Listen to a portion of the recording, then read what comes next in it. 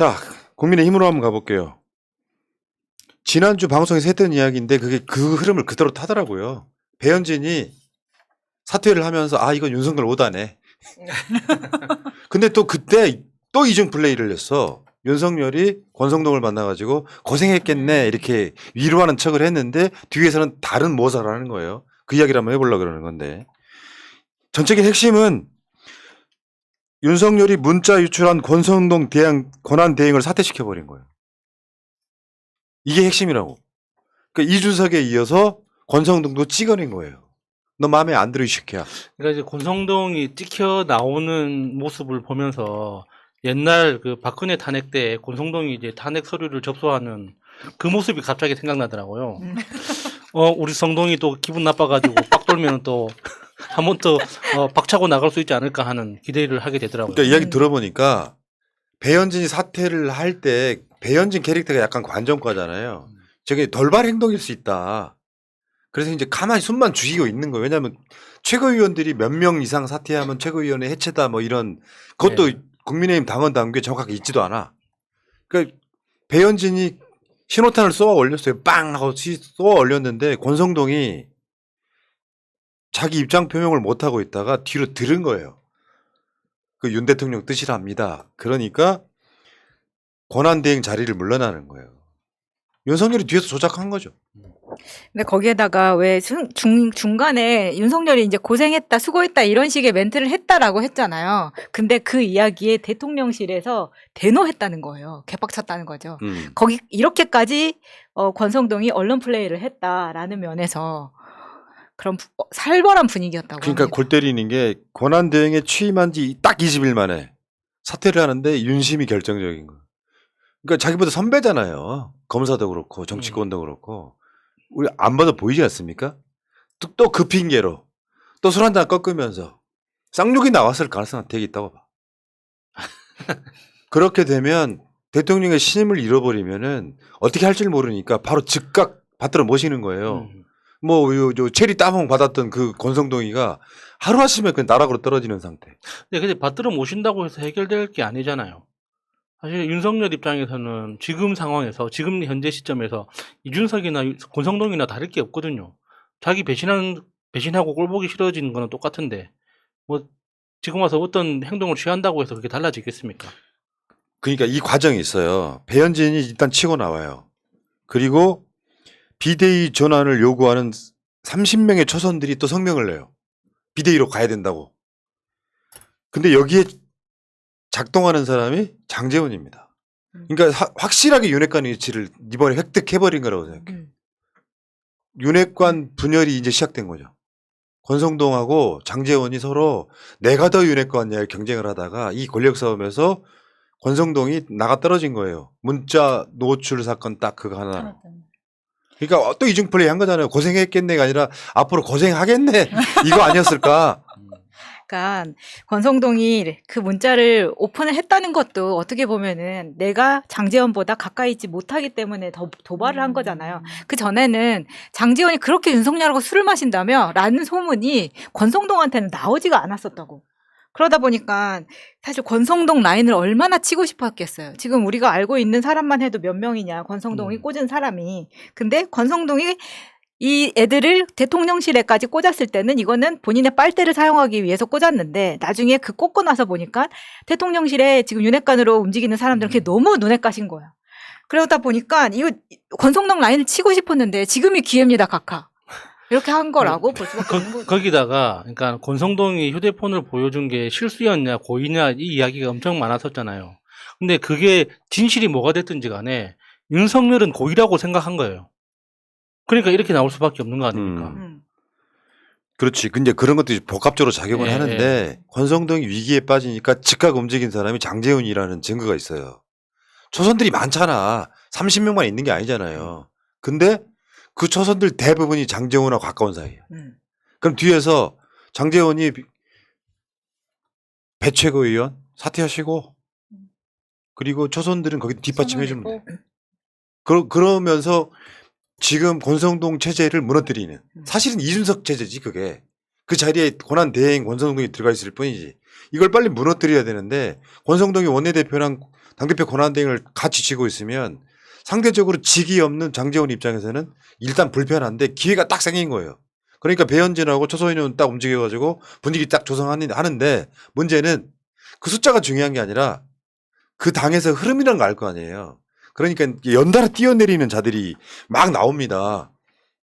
또 다른 최고위원을 사퇴하고 하면서 결국에는 사실상 아직까지 결정됐다고 볼 수는 없지. 왜냐하면 이 권력 싸움에는 이준석 뽑히는 그 최고위원회가 선출 권력이잖아요. 이준석은 지금 당대표를 나간 건 아니잖아요. 그렇다 보니까 이게 서로 이제 국민의힘 내부에서 그런 당원, 당규 관련한 룰 해석에 싸움이 붙기 시작한 거거든요. 어쨌건 이준석이 뽑혔던 그 최고위원회를 와해시키고 비대위 체제로 가자라고 하는 힘이 권성동 그 체리 따봉 요거 하나 때문에 나비 효과를 갖고 있는 것이다. 뭐 그렇게 보면 될 것 같습니다.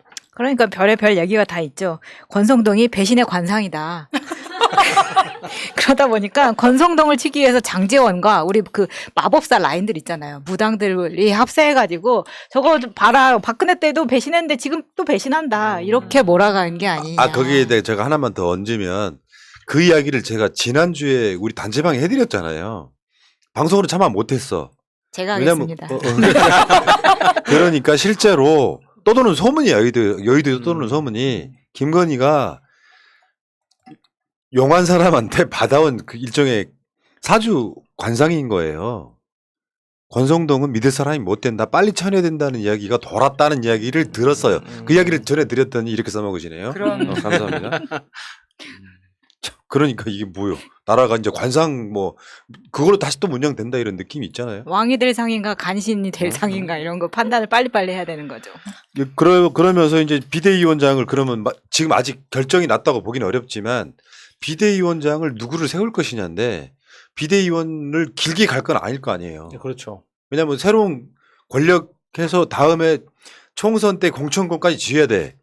윤석열이 공천권을 사실상 갖고 있어야 나중에 검찰을 나와서 곳곳에 꽂혀있던 검사들을 공천할 수가 있어요. 어떻게 보면 검찰당이 새로 만들어질 수도 있는 시점인 거예요. 이 시점에서 당권을 잡아야 된단 말이에요. 그러니까 빨리 이제 한 3, 4개월 정도만 비대위 체제를 운영하고 다음 총선 공천권을 위해서 새로운 그 지도부를 뽑아야 되는데 이준석이 지금 살아있잖아요. 당무 6개월 정지인 거지 당대표가 아닌 게 아니잖아. 네. 그러니까 이게 지금 어떤 식으로 밀어붙일지 모르겠는데 권성동이 권한대행을 물러나니까 조경태한테 비대위원장 제안을 했다는 거예요. 그러니까 누가 했다는 건가요? 그 이야기 하려고 그래. 권성동이 대체 했다는 누가 한 건가요? 거야 이게. 그러니까 제안을 받은 사람은 있는데 누가 제안했다는 주체가 없으니까 궁금하잖아요. 가장 가까운 사람은 장제원이라고. 가장 가까운 사람은. 레알 윤핵관. 핵관 중에 레알 핵관. 근데 여기 보면 이게 이제 룰 상의 문제가 있는 게 당대표나 지도부가 만약에 이렇게 없는 상태가 되면 그 모든 의결권을 어디로 갖고 가냐면은 전국위로 갖고 가요. 민주당도 마찬가지야. 예를 들면 비대위원장을 내리 꽂았어. 윤호충, 박지원. 그러면 그거를 최종적으로 추인해 주는 게 선출 권력의 모양새를 만들려고 전국위로 갖고 갑니다. 그 전국위의 의장이 서병수야. 서병수는 또 생각이 달라. 비대위 전환이 가능한 질문이다. 당원 당규 해석이 다 달라요. 그러니까 결과적으로는 지금 국민의힘 사정이 굉장히 엉망진창이라는 거잖아요. 우리는 계속 지켜보면 되는 거죠. 그렇죠. 우리 이제 팝콘 각으로 이런 방송만 하면 됩니다. 야당하기 참 쉽구나 하고. 거기다가 이제 윤석열이래. 요즘 그 이준석이 굉장히 뭔가 열심히 하고 있는 것 같더라고요. 자기 소신대로 끝까지 열심히 하길 바랍니다. My pressure.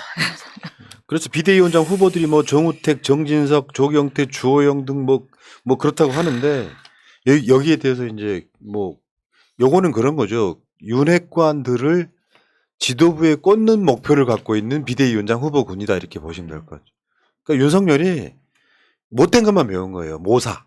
예를 들어서 검찰총장일 때 자기 라인들 막 챙기고 안 그런 사람들 안 챙기고 나중에 보복해버리고 하는 거를 그대로 답습하고 있는 겁니다. 당무에 관여하지 않는다는 이야기를 했으면 관여하지 말아야 됩니다. 대표적인 캐릭터가 문재인 대통령이잖아요. 민주당 일에는 일체 관여하지 않았어. 왜?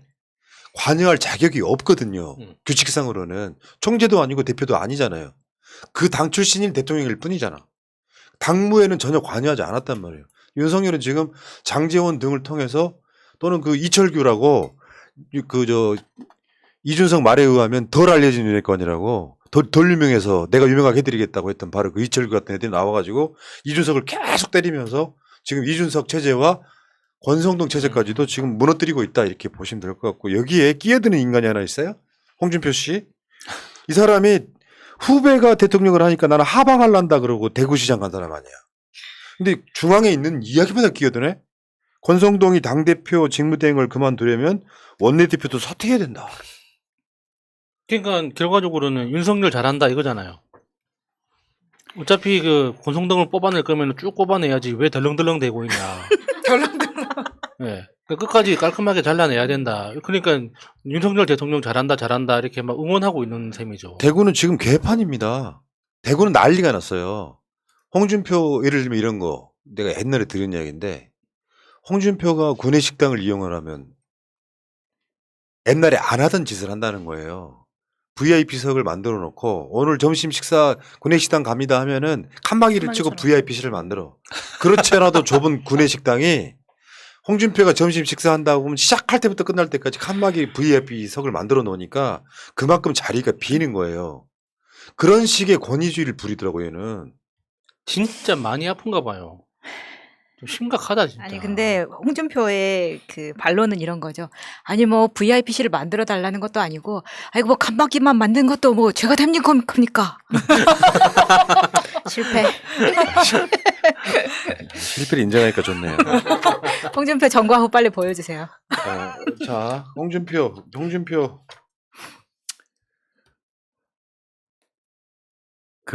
시도지사들하고 대통령 만남할 때 홍준표가 이런 질을 하는 자예요. 윤석열 앞에서 아주 땅에 닿겠다, 아주.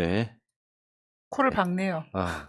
아니 근데 저런 거는 정말 저 사진 보고 많은 사람들이 놀랐잖아요. 홍준표가 저렇게까지 한다는 거. 그리고 윤석열보다 검찰 기수로도 훨씬 선배인데 이거 보면서 느끼는 게 뭡니까? 저는 배워야 된다고 생각합니다. 정말. 그러니까 홍준표를 한때 그 청년들이 막 좋아해가지고 홍준표가 막 답해주고 했던 그런 이벤트 있잖아요. 그냥 개쓰레기.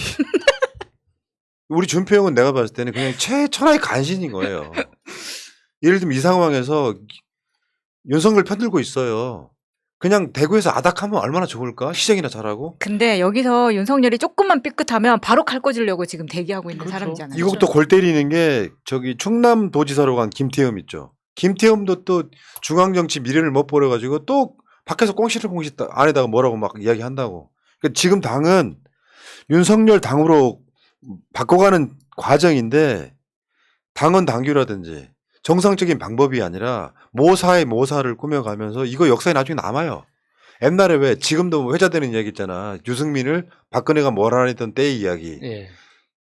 김무성이 옥시 들고 나르샤던 이야기. 이게 다 역사에 남으면서 망해가는 과정을 거치는 건데 이거 놀라운 것은 집권한 지 3개월도 안 됐고 지방선거를 이긴 지 2달도 안 됐을 때 일어나는 현상이라는 거예요. 상상을 초월하는 일이에요.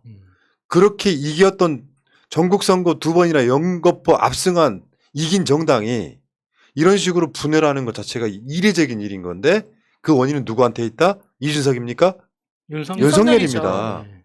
근데 그 책임을 다른 사람들한테 전가하면서 윤석열 스스로는 온갖 모사를 꾸미면서도 당무에 개입하지 않는다고 이야기하는 이 무능함, 이 사악함 이런 것들이 이 당을 망가뜨리고 있다 이렇게 보고요. 그 김건희가 했던 이야기 관상은 이런 거라고 생각이 들어요. 그건 우리는 맞다고 생각합니다. 여기 뭐 다 아시는 이야기지만 박근혜 탄핵 소추위원장이 당시 국회 법사위원장이었던 권성동이었다고. 저 오늘 사진 아닌가요? 그러네. 근데 저 사진에는 없지만은 장제원도 그때 그 근처에 있지 않았습니까? 맞아, 열심히 했죠. 예. 내가 말했잖아. 박근혜 탄핵할 때 장제원이 다스베이다 그때 다스 파파이스인가? 네. 거기 나왔던 자야. 네. 그러다가 우리가 막 박수 쳐줬지. 어우 장제원 잘한다 했더니 나중에 금방 변신하더라고. 그런 걸 참 배우고 싶은데 그거는 결이 달라서 배울 수가 없더라고요.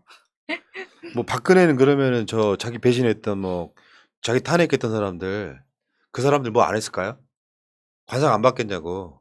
그건 믿으니까 안 되는 거야. 관상으로 얘 천해 이런 게 아니라 내가 갖고 있는 문제가 무엇인지를 정확하게 분석하는 것이 출발점이 돼야 된다 이렇게 생각합니다. 자 여기까지 1부 마치고요. 자